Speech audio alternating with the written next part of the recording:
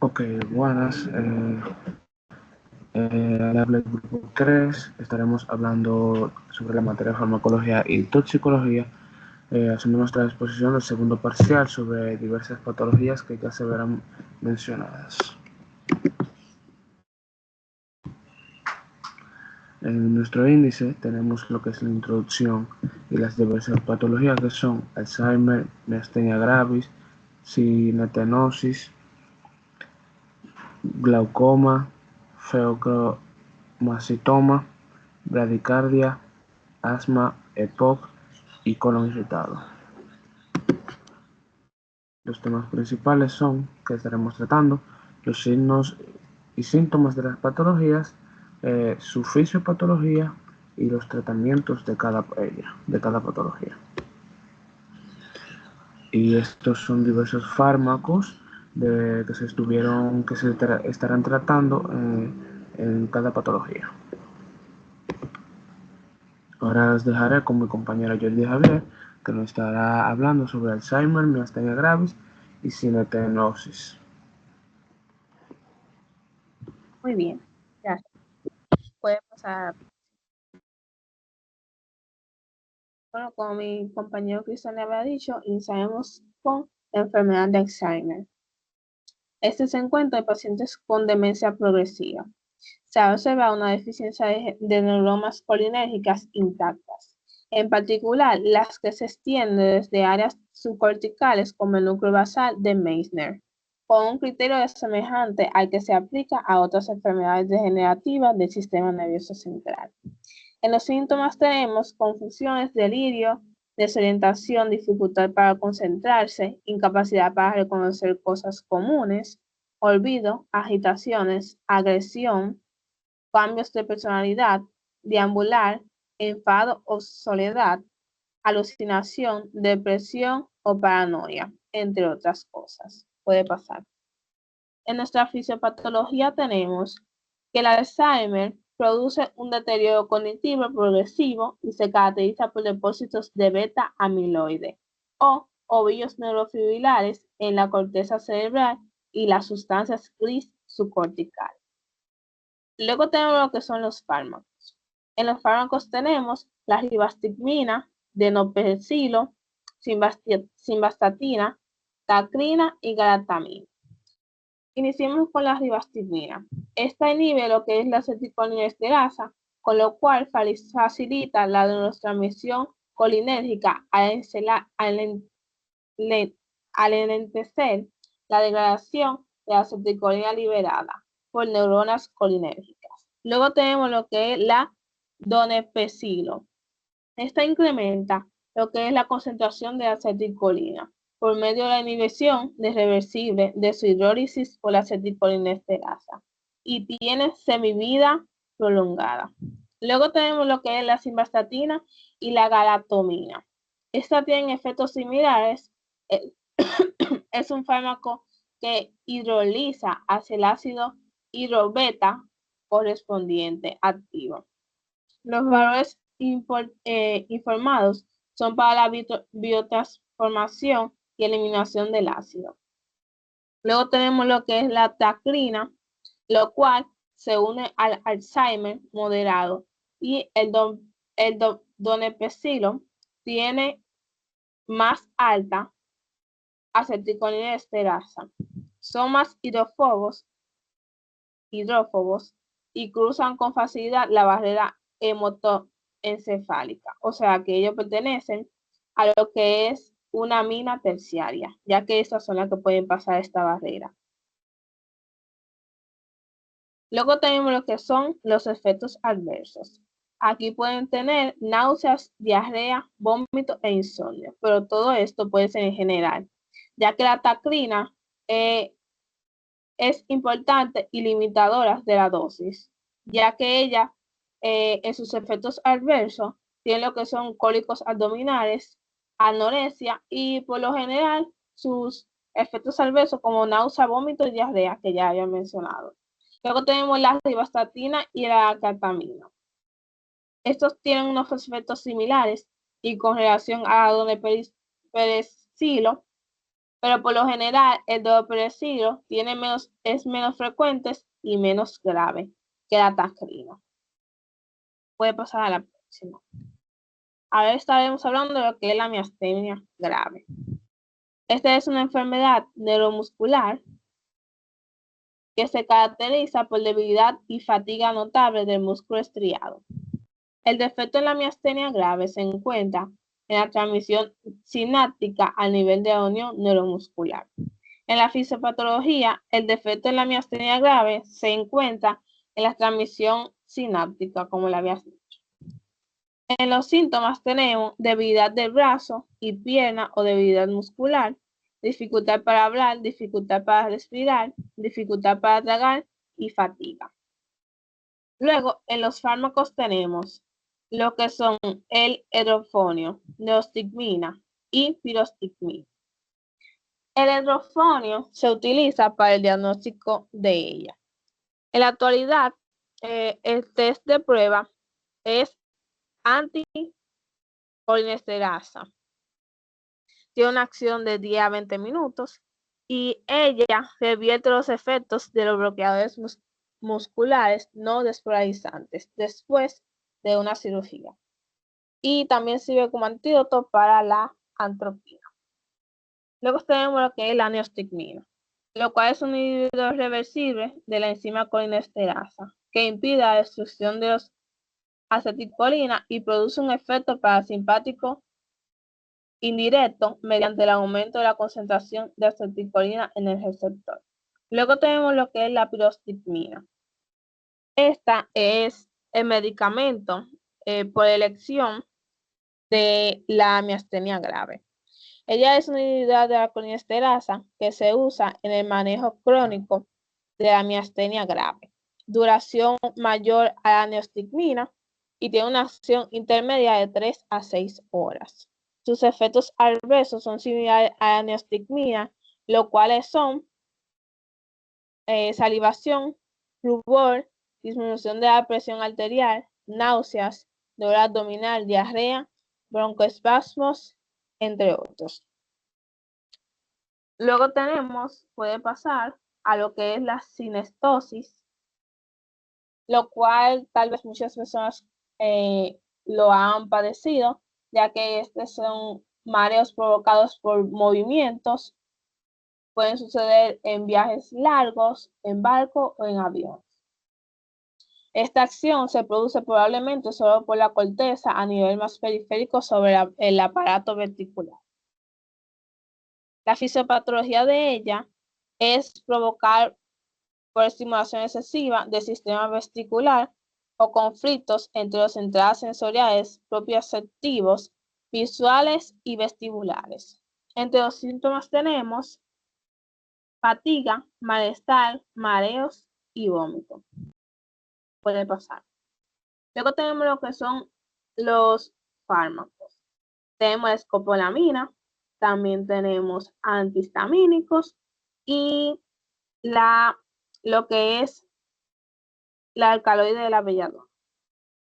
La escopolamina es el agente profiláctico más eficaz para tratar lo que es la exposición breve, que es de 6 a 4 horas, a movimientos intensos y probablemente para exposición hasta varios días.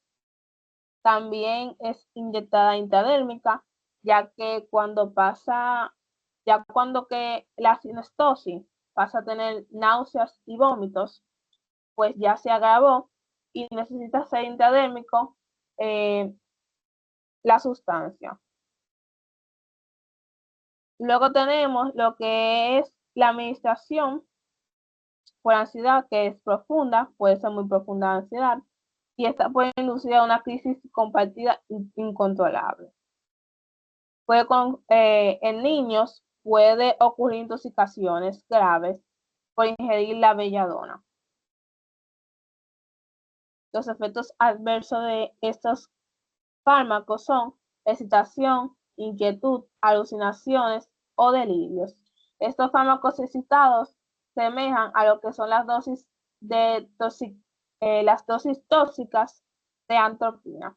Es cuanto. Ahora pasaré a mi compañera Marianelli la cual estará exponiendo los está exponiendo las patologías de glaucoma, procromocitoma y bradicardia. Bien, buenas. Como mi compañera estuvo diciendo, yo voy a estar hablando primeramente de lo que es el glaucoma. Este es un daño generalmente causado por el aumento de lo que es la presión intraocular. Puede provocar puntos ciegos en lo que es la visión y si no es tratada puede derivar a lo que es una ceguera irreversible, o sea, total pérdida de la vista. Se conoce como el ladrón silencioso de la vista porque en sus primeras etapas no suele presentar síntomas. Existen distintos tipos de glaucoma, siendo los más comunes el del ángulo abierto y el ángulo cerrado. Puede pasarla.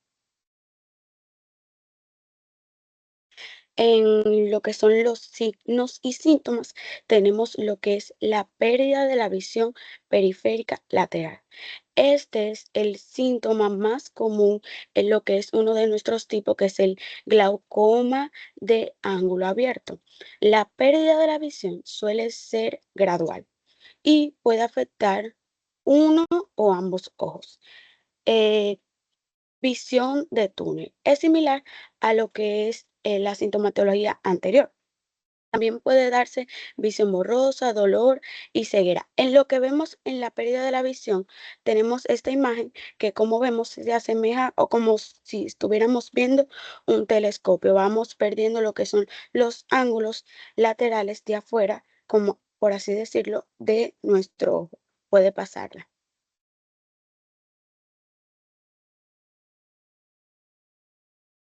En nuestros diferentes tipos de glaucoma tenemos el glaucoma con ángulo cerrado. Es el tipo más común de glaucoma. El glaucoma de drenaje, eh, el ángulo de drenaje del ojo se encuentra abierto, pero está obstruido o funciona mal, lo que genera un aumento gradual de lo que es la presión intraocular del ojo. Los síntomas suelen aparecer en etapas ya avanzadas, cuando ya se ha producido el daño total del nervio. Es decir, que ya cuando aparecen estos síntomas es que ya vamos perdiendo literalmente lo que es la visión. Puede presentar dolor, pero no es un dolor que moleste en las primeras etapas. Ya en las finales, ahí sí presenta un dolor molestoso. Entonces tenemos lo que es el glaucoma de ángulo abierto. El glaucoma de ángulo abierto es menos común que el del ángulo cerrado. El ángulo de drenaje del ojo se bloquea abruptamente, lo que provoca un aumento repentino y significativo de la presión ocular. Se considera una emergencia médica debido al riesgo de daño rápido al nervio. Los síntomas incluyen dolor ocular intenso, enrojecimiento ocular, o sea que vamos a ver cómo el ojo se va tornando rojo, vómitos y visión borrosa. Puede pasar.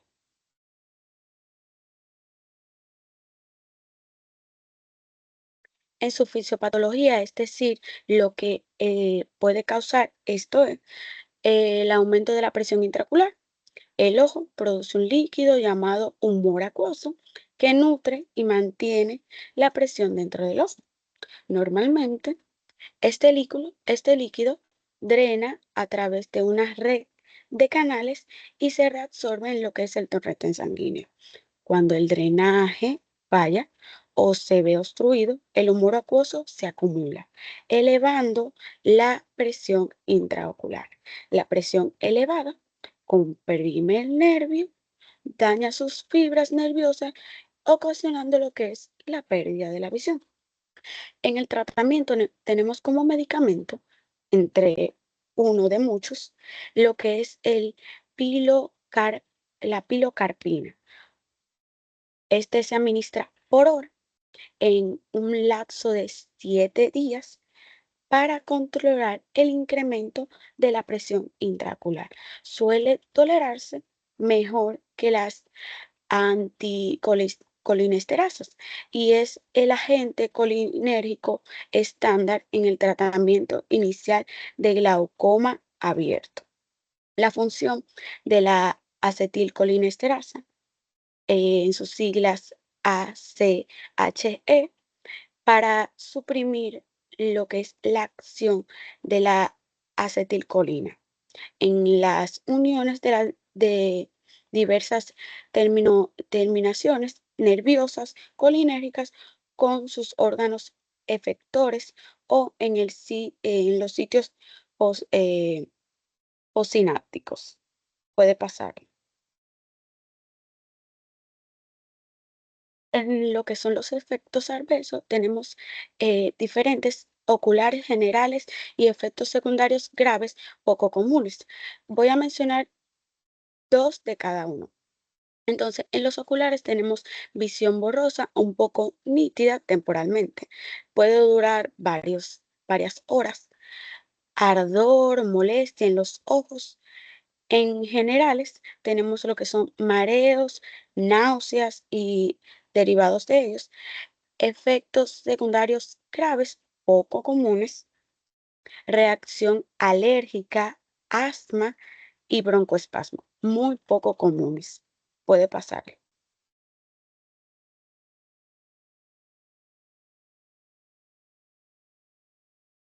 Entonces ahora vamos a hablar de lo que es el feocromocitoma.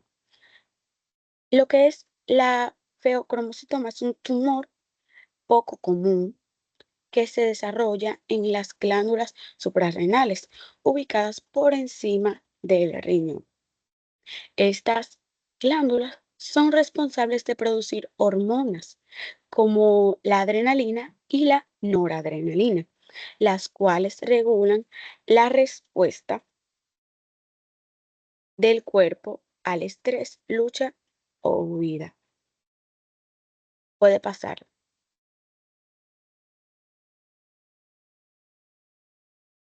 En sus síntomas tenemos lo que es la hipertensión arterial, el aumento repentino de lo que es la presión arterial, palpitaciones, sensación de latidos cardíacos muy acelerados e irregulares, sudoración excesiva, incluso en climas fríos o en reposo, dolor de cabeza, un dolor de cabeza muy intenso, generalmente de tipo eh, pulsaditas, o sea que como que te pulsa en la cabeza, ansiedad y temblores, sensación de inquietud, como que no puedes estar tranquilo en un sitio, nerviosismo, comienzas a temblar las manos y así sucesivamente.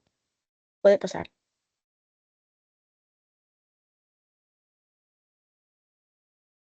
En la fisiopatología tenemos lo que es los efectos de las catecolaminas en exceso. Las catecolaminas actúan sobre diversos órganos y sistemas del cuerpo, principalmente a través de los receptores adrenérgicos que mencionamos anteriormente, que eran la noradrenalina y la adrenalina. El exceso de estas hormonas produce una serie de efectos fisiológicos que pueden dar lugar a los síntomas del feocromocitoma, como dijimos anteriormente. En su tratamiento tenemos la fenocibenzamina. Son eh, resultados del bloqueo de los receptores adrenérgicos alfa en el músculo liso.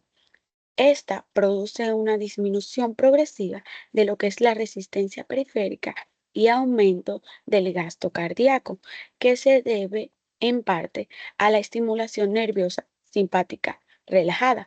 O sea, decimos que tenemos la presión alta y esto lo que va a hacer es disminuirla. Además del bloqueo de los receptores adrenérgicos alfa, las aloalquiminas betas susceptivas inhiben con carácter irreversible las reacciones a la 5-HT, que es hidroxitritamina, la histamina y la acetilcolina. Sin embargo, se requiere de dosis un poco más alta de lo que es nuestro fármaco inicialmente para ejercer estos efectos, para producir el bloqueo de los receptores. Es decir, que este fármaco necesita una dosis más alta para poder actuar como actúa lo que es la fenoxibenzamina. En nuestros efectos adversos tenemos lo que es la hipertensión postural, es decir, que si este medicamento se va a administrar y al mismo tiempo se tiene que ir, cuando termine de administrarse el medicamento, medir lo que es la presión arterial para saber si esta va a aumentar de más o va a bajar. Tenemos lo que es la taquicardia, un efecto de lo que es la hipertensión y la debilidad muscular y fatiga. Puede pasar.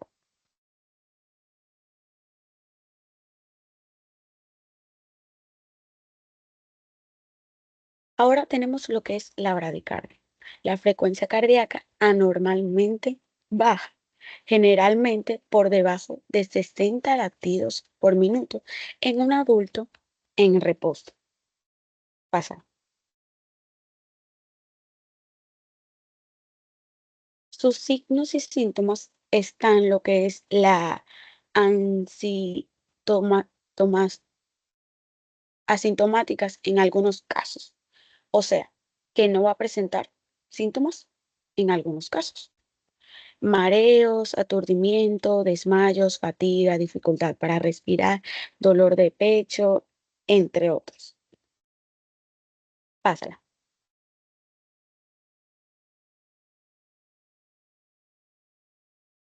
Entonces, también vamos a definir lo que son los tipos de bloqueos. Estos se clasifican en 3 grados según la severidad del bloqueo. El bloqueo AB es de primer grado. El impulso eléctrico se retrasa al pasar las aurículas a los ventrículos. O sea, va a pasar la sangre de las aurículas a los ventrículos. En ese lapso de tiempo, el impulso va a ser mayor. El bloqueo AB de segundo grado. No todos los impulsos eléctricos llenan los ventrículos. Se subdivide en 2 tipos. Tipo 1 de Wenckebach. Los intervalos PR se alargan progresivamente hasta que un impulso no se conduce. Tipo 2. Algunos impulsos se bloquean de forma aleatoria. Pueden causar síntomas como mareos, aturdimiento o síncope, desmayos. El bloqueo AB de tercer grado, este no tiene ningún impulso eléctrico, pasa de las aurículas a los ventrículos.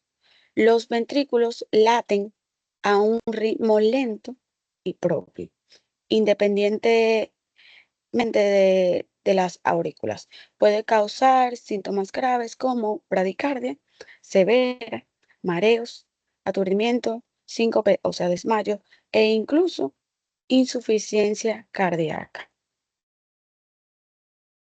Puede pasar.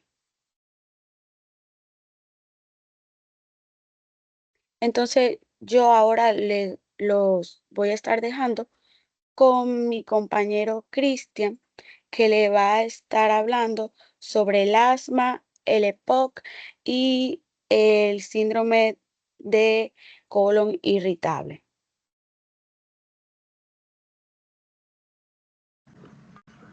Ok, bueno, lo primero que le estaré hablando es sobre el asma, sus signos y síntomas.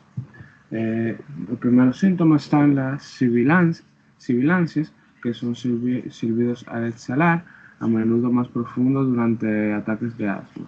Esto puede sonar como depende de qué tan fuerte sea. Disnea, dificultad para respirar, que puede variar en intensidad y frecuencia. Opresión del pecho, sensación de que algo aprieta o presiona el pecho. Se siente como básicamente como si la persona tuviera algo con mucho peso sobre el pecho. La tos persistente, especialmente durante la noche o temprano en la mañana. Fatiga, sensación de cansancio y debilidad, infecciones, episodios recurrentes. Los síntomas de asma suelen ser intermitentes y pueden desencadenarse por alérgenos, ejercicios, aire frío o infecciones respiratorias. Variabilidad de flujo de aire. Cambios en la obstrucción del flujo de aire que pueden ser monitoreadas con un medidor de flujo de aire respiratorio máximo. Y dificultad para dormir. Los síntomas nocturnos pueden interferir con el sueño. Entonces, en la fisiopatología, la obstrucción de la vía aérea en el asma se debe a la combinación de varios factores que incluyen el espasmo del músculo liso de la vía, el edema de la mucosa, el aumento de la secreción de moco, la infiltración celular de las paredes de la vía aérea, sobre todo por eosinófilos y linfocitos, y la lesión y descamación del epitelio respiratorio. Entonces, hablando del tratamiento, el tratamiento eficaz del asma debe valorar su gravedad y controlar el recurso del tratamiento, controlar los factores ambientales para evitar o reducir en lo más posible los síntomas precipitantes o las exacerbaciones, usar fármacos de tratamiento de las exacerbaciones para evitar o reducir la inflamación de las vías aéreas y educar al paciente para que pueda existir cooperación entre él, su familia y los profesionales sanitarios. El tratamiento se orienta a partir de los síntomas crónicos, mantener la función pulmonar lo más normal posible, mantener unos niveles normales de actividad, evitar las exacerbaciones, reducir la necesidad de acudir a urgencias o ser ingresado, evitar los efectos adversos del tratamiento y satisfacer las necesidades de cuidado del paciente y su familia. También en el tratamiento podemos ver que lo que está el control ambiental. Los factores ambientales pueden precipitar al asma, incluyendo de tus animales, los ácaros del polvo doméstico, los hongos presentes en el aire y los pólenes. Entonces, los fármacos antiasmáticos se pueden dividir en los empleados para el alivio sintomático, beta-agonista, teofilina, anticolinérgicos, y empleados para el control a largo plazo, esteroides, cromolina, nedocromilo, modificadores de leucocitos. En los fármacos beta-agonistas, relajan el músculo liso bronquial y modulan la liberación de mediadores, a menos en parte mediante la estimulación del sistema adenil ciclasa, AMPC. También protegen frente a diversos broncoconstrictores, inhiben la extravasación de líquido de las microvasculaturas hacia las vías aéreas y aumentan el aclaramiento mucosilar. Estos fármacos incluyen la adrenalina, el isoprotenerol. No se suelen usar en la actualidad. Y los beta-2 más selectivos, que tienen unas propiedades broncodilatadoras más de tipo beta-2 con menos efectos cardioestimulantes beta-1. Entonces hablaremos de la teofilina, una metilxantina relaja lo que es el músculo liso bronquial y tiene una ligera actividad antiinflamatoria. Su mecanismo de acción no está claro, pero parece que inhibe eh, la liberación intracelular de calcio, reduce la extravasación de líquido desde los microvasos hacia la mucosa respiratoria e inhibe la respuesta tardía a los alérgenos, o sea, a los agentes de alergias. Los fármacos anticolinérgicos, que son como atropina y bromuro de hipotropio, bloquean las vías colinérgicas que provocan la obstrucción de vías aéreas, inhibiendo de forma competitiva los receptores colinérgicos de tipo muscarínico. Entonces, los esteroides inhiben la atracción de las células inflamatorias hacia el lugar donde se produce la reacción alérgica e inhiben su activación,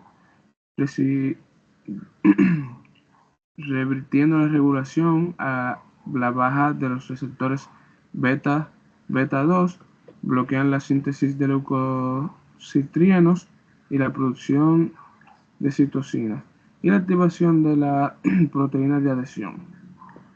La cromolina y nedocromilo se administran de forma profiláctica por inhalación, inhiben la liberación de mediadores por las células inflamatorias, reducen la capacidad de respuesta de las vías aéreas y bloquean las respuestas precoces y tardías de los halógenos. Y por último, de esta parte, los modificadores de leucotrienos incluyen el montelukast y el zafirlukast, inhibidores competitivos de los receptores del LTD4, LTE4, y el Sileuton, inhibidor de 5-lipoxigenasa, aunque todavía no se ha establecido su importancia en el tratamiento. Estos fármacos parecen estar indicados para el control a largo plazo y la prevención de los síntomas en los pacientes mayores de 12 años, mayores o igual a 2 años a 6 años para el montelukast, con asma leve persistente y se administran por vía oral. También cabe decir que la gravedad de la enfermedad se puede decir que tiene 4 niveles. El intermitente leve, que es el primero, el leve persistente, y la persistente moderada y persistente grave. Entonces, entre los efectos adversos que tenemos contra estos fármacos, tenemos lo que son las taquicardias, temblor, nerviosismo, hipopotasemia, o sea, niveles bajos de potasio en sangre, hiperglucemia, niveles elevados de glucosa en sangre, náuseas y vómitos, boca seca, cefalea, disfonía, voz ronca, broncoespasmo, que esto es raro, sedad, pero no tan a menudo, sabor amargo, nedocromilo y dolor abdominal. Esto es una tabla de diferencias histológicas entre el asma y la enfermedad pulmonar obstructiva crónica, EPOC, que estaré hablando más adelante. Entonces vemos que los eosinófilos en el asma están aumentados, pero en el EPOC están normales. Los neutrófilos en el asma están normales y en el EPOC se encuentran aumentados. El cociente de linfocitos CD4, CD8, se ve que está 4:1 y 1:4. La expresión genética de interleucina 4 e interleucina 5 en el asma está aumentada, pero en el EPOC no está aumentada. Entonces hablemos de signos y síntomas del EPOC. EPOC, enfermedad, valga redundancia, enfermedad pulmonar obstructiva crónica. Entre sus signos y síntomas están tos crónica, una tos persistente, a menudo con producción de esputo, producción excesiva de moco. La bronquitis crónica es un componente del EPOC y se caracteriza por mayor producción de moco. Disnea, dificultad para respirar, especialmente durante actividades físicas. Sibilancias, silbidos o ruidos al respirar debido a la obstrucción de las vías respiratorias. Opresión del pecho, sensación de opresión o peso en el pecho, fatiga, sensación de cansancio y debilidad. Cianosis, color azulado en los labios o uñas debido a los niveles bajos de oxígeno en la sangre. Pérdida de peso. Esto en casos avanzados puede haber una pérdida de peso involuntaria debido a los esfuerzos de respirar y la disminución de apetito. Y edema periférico, hinchazón de los tobillos y pies debido a la insuficiencia cardíaca derecha. Si vemos en algunos signos y síntomas, el EPOC es un poco parecido o tiene su parecido con el asma. Su fisiopatología. La bronquiolitis respiratoria leve, la respiración más precoz descrita en fumadores, no determina la obstrucción al flujo aéreo hasta que su gravedad no aumenta y se acompaña de bronquiolitis terminal. El enfisema suele hacerse manifiesto en el mismo tiempo que la bronquitis terminal y ambos van aumentando de gravedad de forma lenta a ir progresando la EPOC.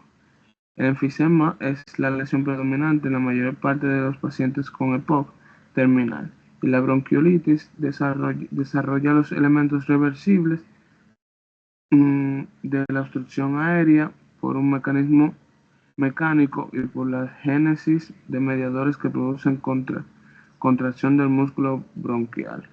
Y el aumento del tamaño de las glándulas bronquiales reduce la forma mínima, el calibre de las vías aéreas y se correlaciona mal con el grado de obstrucción de flujo. Para el tratamiento podemos ver que tenemos un tratamiento específico, abandono del tabaco,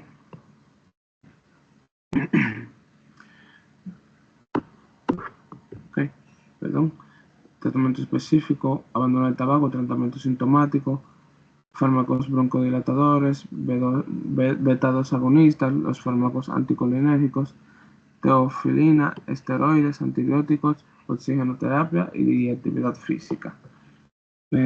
Como ven también aquí, en algunos medicamentos que se usaron también en el asma se pueden usar aquí en el EPOC.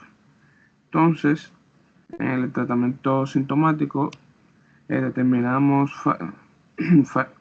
fármacos que actúan sobre diversos elementos reversibles de la obstrucción del flujo aéreo, como la inflamación bronquial y las secreciones luminales o espasmo de músculo liso. Los fármacos broncodilatadores, aunque mayor parte de la obstrucción de la vía aérea en el EPOC es fija y irreversible, se produce con frecuencia una mejora parcial tras la administración de un agonista beta-2 e inhalador de dosis medida. Los beta-2 agonistas, como metaproterenol, el albuterol, turbutalina y purbilutol, producen menos aceleración cardíaca para el mismo grado de broncodilatación que los beta-2 agonistas menos selectivos. Entonces ya hablamos de la teofilina y entonces la actividad física, los pacientes sedentarios porque desarrollan disnea con ejercicios o porque han estado hospitalizados por mucho tiempo por insuficiencia respiratoria, desarrollan una grave pérdida del desarrollo del músculo esquelético como consecuencia de la misma. Se produce un incremento en las necesidades ventilatorias y cardiovasculares durante el ejercicio. La oxigenoterapia.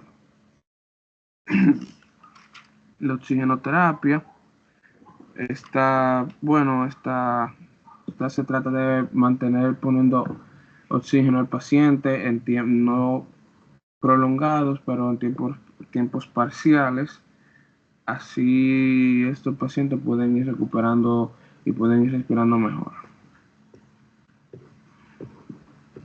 Los antibióticos para disminuir las inflamaciones y todo eso.